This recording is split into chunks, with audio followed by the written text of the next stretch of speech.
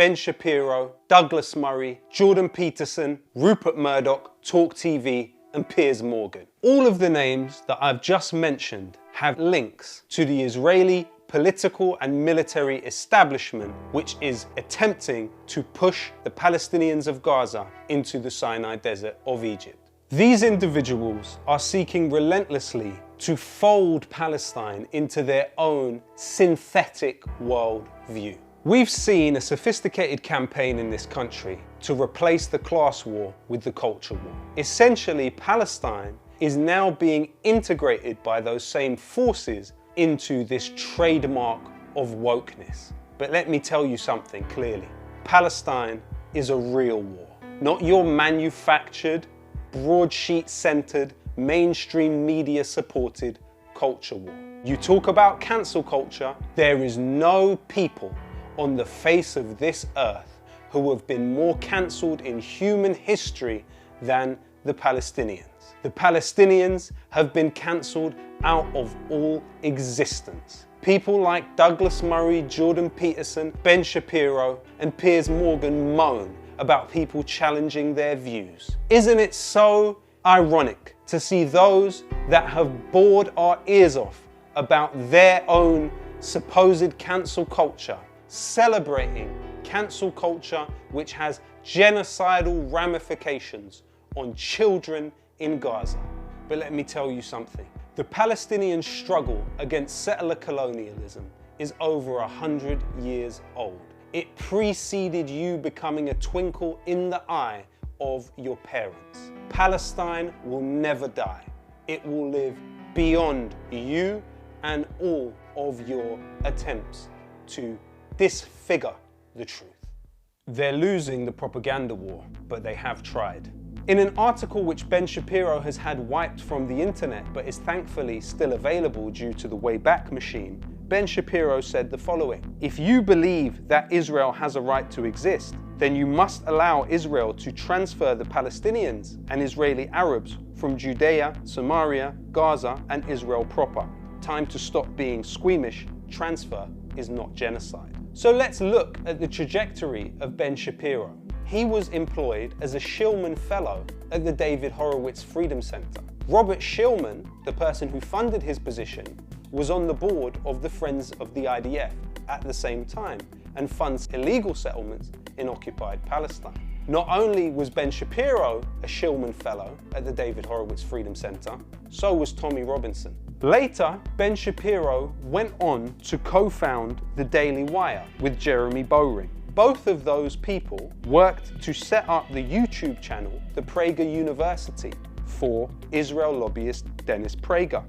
While doing that, they worked directly under the leadership of Marissa Straight, who was a former Unit 8200 military intelligence agent. Jordan Peterson is employed by the Daily Wire. Where is his humanity when looking upon the Palestinians? Give them hell, Netanyahu. Those were your words. Did Netanyahu give the Palestinians enough hell yet? You call yourself a Christian, Jordan Peterson. How could you accept the bombing of hospitals, churches, and schools in your name?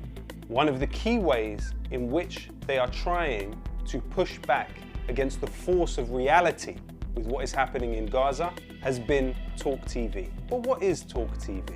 This patriotic alternative to cancel culture? Well, it was founded by Rupert Murdoch and is part of his News Corp empire. But there's something about Rupert Murdoch's relationship with Israeli intelligence that the world should know. In 1988, Rupert Murdoch helped to found an organization that would go on to be called the NDS Group at Weizmann Institute in Israel. It was later alleged that this organization, the NDS Group, which became a subsidiary of News Corp, had hacked the communications of rivals and hacked the channels of rivals and placed them for free on the internet in the early 2000s. Not only were Rupert Murdoch's two sons on the board of the NDS Group, there were also some more interesting figures behind them. The CEO of NDS Group was Abe Peled. Abe Peled was a technical officer in the Israeli Infantry Corps. The head of security was Reuven Hazak. Reuven Hazak was the deputy director of Israel's internal intelligence agency, Shin Bet. The chief technical director was Yossi Tesouria, who was a member of a settler group which attempted to blow up Al-Aqsa. So what you have here is an Israeli company owned by Rupert Murdoch, staffed by former Israeli military and intelligence personnel, which stands accused of hacking rivals in order to benefit Rupert Murdoch's media empire. Murdoch's charitable arm, the News Corps Foundation, donated money in 2007 to the Jerusalem Foundation. The Jerusalem Foundation builds in illegal settlements in Sheikh Jarrah and East Jerusalem.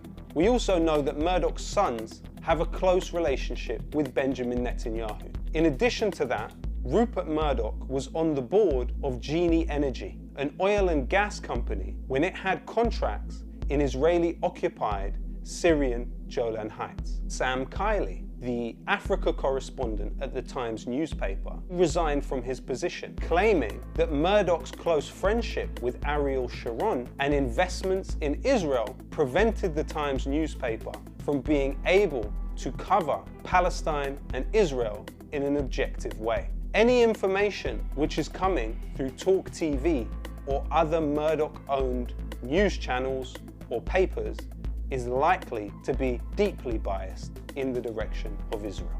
That brings us to the question of Piers Morgan. Now, Piers Morgan goes to great lengths to state his own objectivity and neutrality on this question. On the issue whether I'm pro-Israel, I don't have a horse in this race. But it is my conviction that his personal relationships with key Israel lobbyists and fundraisers for the builders of settlements would cast a serious question mark on that neutrality.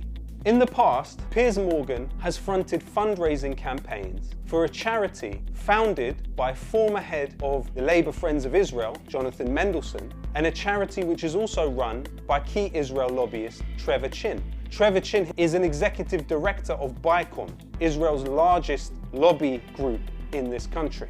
In the midst of his coverage of Israel's genocidal war on Gaza, Piers Morgan had a cozy sushi meal in New York with Nicola Mendelsohn, the wife of Jonathan Mendelsohn. Nicola Mendelsohn, as part of Facebook, headed the procurement of Onavo. Onavo, an Israeli mobile analytics company which was founded by veterans of Unit 8200 military intelligence in Israel. This organization then set about, through Facebook, monitoring users' out-of-app behavior. It was found that Onavo's activity on behalf of Facebook violated the privacy of Facebook users and was then used to inform Facebook's purchase of WhatsApp. For that reason, Facebook were then required to shut down Onavo.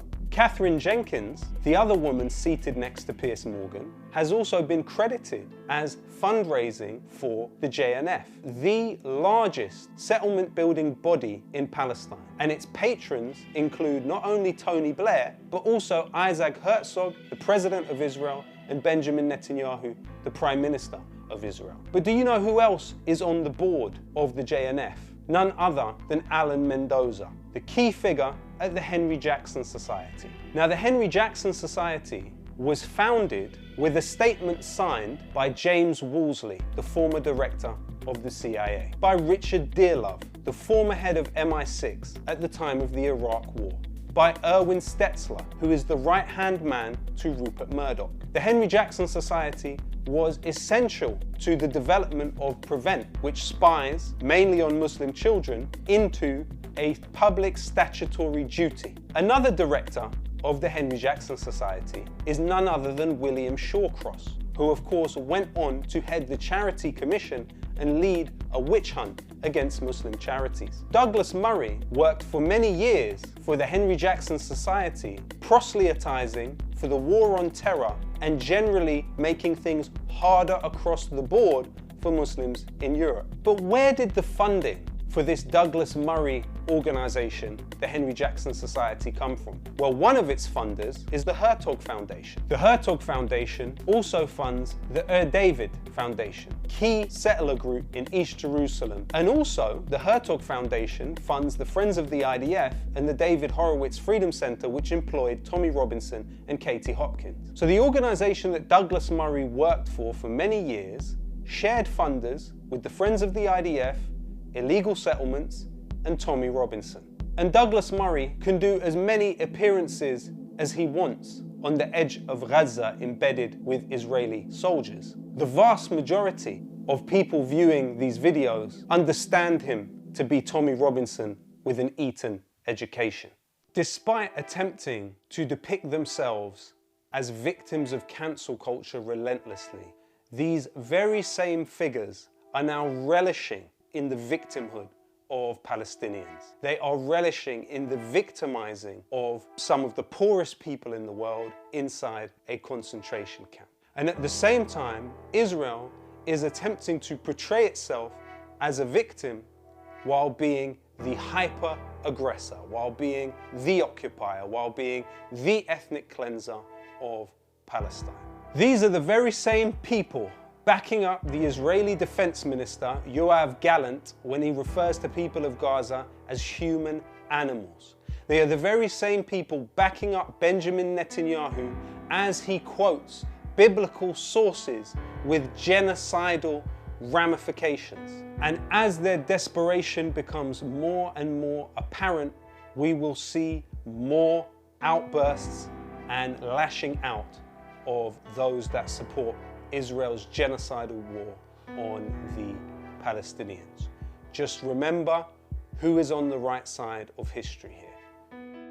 Mainstream monopoly on information is breaking, and one of the symptoms of that process is the development of platforms like Double Down News. So it's absolutely vital that if we want to build an alternative media which is people, not power-centered, then we must do what we can to support platforms like Double Down News. So sign up to the Patreon now.